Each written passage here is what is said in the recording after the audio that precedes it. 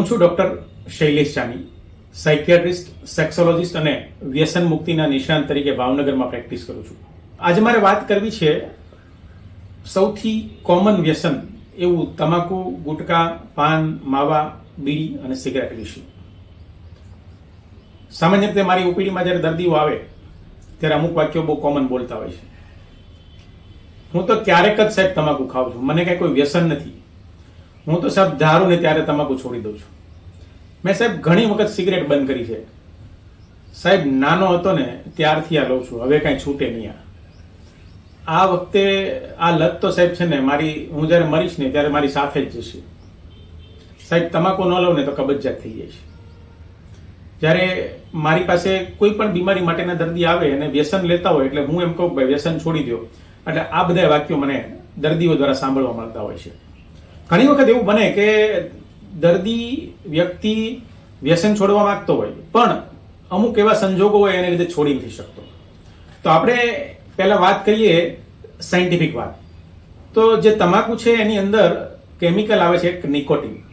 આ જે નિકોટિન નામનું દ્રવ્ય છે એ તમે કોઈ પણ મોઢા વાટે લ્યો કે શ્વાસ વાટે લ્યો બીડી સિગરેટ દ્વારા, એ બ્રેઇનમાં જાય છે. અને આ બ્રેઇનમાં નિકોટિન પહોંચ્યા પછી તમારી બ્રેઇનની અંદરની મિઝોલિમ્બિક સિસ્ટમની અંદર ડોપામાઇન નામનું કેમિકલ હોય, એ કેમિકલમાં વધારો કરે છે. જ્યારે ડોપામાઇન કેમિકલ છે એ એક પ્રકારનું પ્લેઝર કેમિકલ છે. ડોપામાઇન જ્યારે તમારા મગજમાં વધે ત્યારે તમને આનંદ આવે, ઉત્સાહ આવે, રિલેક્સ ફીલ થાય, આમ ઇઝી લાગો તમને. અને આ વસ્તુ થોડો સમય માટે તમાકુ લીધા પછી રહે, ફરી વખત એની માત્રા ઓછી થાય તમારા બ્રેઇનની અંદર, એટલે ફરી વખત ડોપામાઇન ઓછું થાય, ફરી વખત તમને તમાકુ, ગુટકા, પાન, માવા લેવાનું મન થાય, અને આ રીતે તમે ધીમે ધીમે એ વસ્તુના એડિક્ટ થતા જાઓ, આદિ બનતા જાઓ. હવે વાત કરીએ વિથડ્રોઅલ સિમ્ટમ્સની. વિથડ્રોઅલ સિમ્ટમ્સ એટલે શું કે તમે જે કોઈ પણ પ્રકારનું વ્યસન લ્યો છો અને એ જે તે સમયે તમને ના મળે અને જે શારીરિક અને માનસિક તકલીફ થાય એને વિથડ્રોઅલ સિમ્ટમ્સ કહેવામાં આવે. જ્યારે કોઈ પણ વ્યક્તિને એના સમય પ્રમાણે તમાકુ, ગુટકા, બીડી, સિગરેટ ના મળે ત્યારે જે તકલીફ થાય એમાં ઘણી વખત ઇરિટેબિલિટી થાય, ગુસ્સો આવે, ચીડિયાપણું થઈ જાય અને રેસ્ટલેસનેસ લાગે, અજંપો લાગે, કોઈ કામ કરવાનું મન ન લાગે, કોઈ ધ્યાન ન દઈ શકે, આમ માઇન્ડ એકદમ કન્ફ્યુઝ લાગે, આમ કોઈ નિર્ણય ન લઈ શકે, આમ શરીરમાં થાક મહેસૂસ થાય, ઊંઘ ન આવે, આમ સતત એને તલપ જાગે કે એક પ્રકારનું ક્રેવિંગ થાય એને. અને આ તમામ વિથડ્રોઅલ સિમ્ટમ્સ તમે એક બીડીનો સટ મારો કે મોઢામાં ગુટકાનું પડીકું નાખો એટલે તમામ વિથડ્રોઅલ સિમ્ટમ બંધ થઈ જતા હોય છે. હવે આગળ વાત કરીએ પહેલા તમાકુની થોડી આડઅસર વિશે વાત કરીએ. તો આપ સૌ જાણો છો કે તમાકુ, ગુટકા, સિગરેટથી સૌથી પહેલું થતું હોય તો છે કેન્સર છે. ઘણા સગા સંબંધીઓ વ્યક્તિને સમજાવતો હોય કે ભાઈ તું આ કરે છો એ ખોટું કરે છો, એ લઈશ તો તને કેન્સર થશે. અને ઘણી વખત અમે બી સમજાવતા હોઈએ ત્યારે અમને એવું કે સાહેબ થઈ તો શું થશે, મરી જઈશું એમ જ ને. પણ મિત્રો, આ કેન્સર જ્યારે થાય ને ત્યારે તમને ખ્યાલ આવે કે એક તો જ્યારે થાય ત્યારે તમારે એની બાયોપ્સી કરવી પડે, રેડિયેશન થેરાપી લેવી પડે, કીમોથેરાપી લેવી પડે, ઓપરેશન કરવા પડે. પર્ટિક્યુલરલી જ્યારે જડબાને લગતા જીભ, દાંત, ફેફસાને લગતા જ્યારે કેન્સર થાય ત્યારે એના ઓપરેશન ખૂબ અઘરા હોય છે.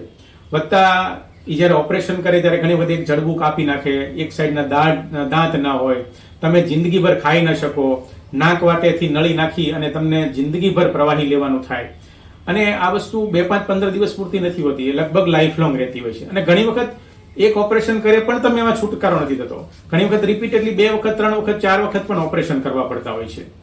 અને આ સમય દરમિયાન દર્દી તરીકે તમે તો હેરાન થાવ જ છો, પણ તમારા સગા સંબંધીઓ પણ શારીરિક રીતે, આર્થિક રીતે, માનસિક રીતે અને સામાજિક રીતે બરબાદ થઈ જતા હોય છે.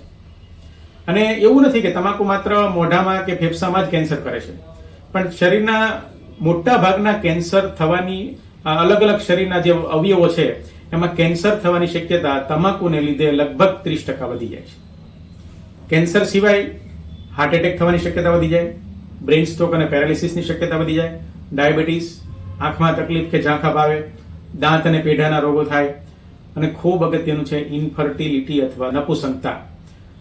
નપુંસકતાના ઘણા ખરા કેસીસમાં તમાકુ, પાન, માવા, બીડી, ગુટકા જવાબદાર હોય છે. એને લીધે ઇન્દ્રિયમાં નબળાઈ આવી જતી હોય છે. તમને ખબર કેમ પડે કે ભાઈ મને તમાકુનું વ્યસન થઈ ગયું છે?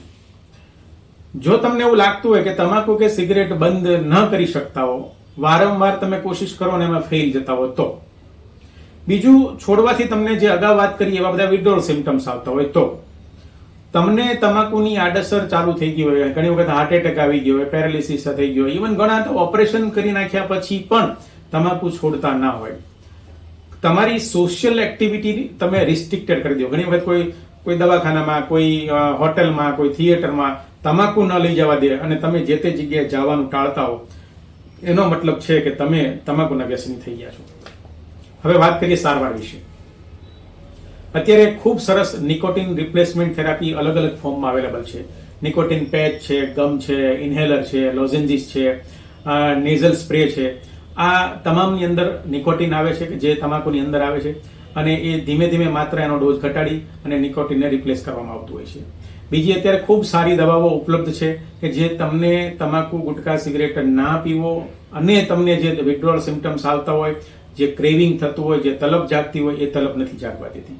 અને દવાઓ ખૂબ સારી અત્યારે અવેલેબલ છે. બિહેવિયરલ કાઉન્સેલિંગ આ માત્ર સાયકિયાટ્રિસ્ટ, મનોચિકિત્સક જ કરતા હોય છે. આની અંદર વ્યક્તિને 1 to 1 બેસી તમાકુ વિશે બધી ડિટેલમાં સાયન્ટિફિક માહિતી આપવામાં આવતી હોય છે. એ સિવાય એના ફાયદા ગેરફાયદાની સાથે સાથે એના લાઈફ સ્ટાઇલનું કઈ રીતે મેનેજ કરવી, કયા કયા સ્ટ્રેસ છે, સ્ટ્રેસને કઈ રીતે મેનેજ કરવું, આ બધી વસ્તુ એને શીખવવામાં આવતી હોય છે. અને છેલ્લે થોડી એક ટિપ્સ આપું તો સૌથી પહેલું છે ટ્રિગરથી દૂર રહો. એવી જગ્યા, એવો માહોલ, એવા માણસો, એવી વ્યક્તિ, ઘણી વખત આપણને ખબર હોય કે અમુક ભાઈ પાસે જઈને એટલે આપણને ઓફર કરે કે લેને એક વખત લેને, એમાં કઈ ફરક નહીં પડે. પણ આવી જગ્યા, આવી વ્યક્તિ, આવા માહોલથી દૂર રહ્યો. બીજું, ડિલે. તમને જ્યારે તીવ્ર એવી પેલી થાય કે મારે હવે તમાકુ કે ગુટખા લેવા જ પડશે, ત્યાંથી 10 મિનિટ સુધી રોકાઈ જાઓ. 10 મિનિટ તમે તમારું માઇન્ડ બીજે ક્યાંક ડાયવર્ટ કરી દો. ત્રીજું, મોઢામાં કંઈક રાખો. ઘણી વખત આપણે માવાવાળાને અને ગુટકાવાળાને કંઈક મોઢામાં રાખવાનું મન થાય એટલે એને બદલે કંઈક સાદી ચ્યુઇંગમ છે, મુખવાસ છે, આંબલીઓ છે, ડ્રાય ફ્રૂટ છે, એવું કંઈક મોઢામાં રાખવું. માત્ર એક વખત. નંબર 4, ઘણી વખત આપણે એમ થાય કે અત્યારે એક વખત લઈ લો, હવે પછી નહીં લો, પણ આ રિસ્ટ્રિક્શન આને ખાસ પેલું ના રાખો. 5મું છે કસરત. કોઈ પણ પ્રકારની શારીરિક કસરત, jogging, swimming, cycling, walking, gym, કોઈ પણ વસ્તુ કરો. એનાથી તમારી ફિઝિકલ ફિટનેસ રહેશે. ફિઝિકલ ફિટનેસની સાથે મેન્ટલ ફિટનેસ પણ રહેશે અને વ્યસનથી દૂર રહેવામાં તમને મદદ થશે. 6થું છે યોગ, મેડિટેશન, ધ્યાન. કોઈ પણ પદ્ધતિથી તમે તમારું માઇન્ડ રિલેક્સ રાખવા માટે અને સ્ટ્રેસને મેનેજ કરવા માટે કોઈ પણ રિલેક્સેશન પદ્ધતિ અપનાવવી જોઈએ. અને last but not least, have a healthy food. લીલા શાકભાજી, ફણગાવેલા કઠોળ, સિઝનમાં મળતું એવા ફ્રૂટ્સ, ડ્રાય ફ્રૂટ્સ, આ બધી વસ્તુ અને ફ્રૂટ અને ફ્રૂટ જ્યુસ ખાસ વધારે લેવા જોઈએ. તો મિત્રો, જો તમને ખુદ આ તમાકુ, ગુટકા, પાન માવા, બીડી, સિગરેટ કંઈ લેતા હો અથવા તો તમારા જાણીતા કોઈ વ્યક્તિ આ લેતા હોય અને એને આ છોડવા માંગતા હોય તો તમે આ વિડીયો એને શેર કરી શકો છો. મારા આ વિડીયોને તમારી અન્ય સોશિયલ મીડિયા એકાઉન્ટમાં લાઈક અને શેર કરવા નમ્ર વિનંતી છે અને મારી મનોચિકિત્સક ચેનલને સબસ્ક્રાઇબ કરવા નમ્ર વિનંતી છે. Thank you. આભાર.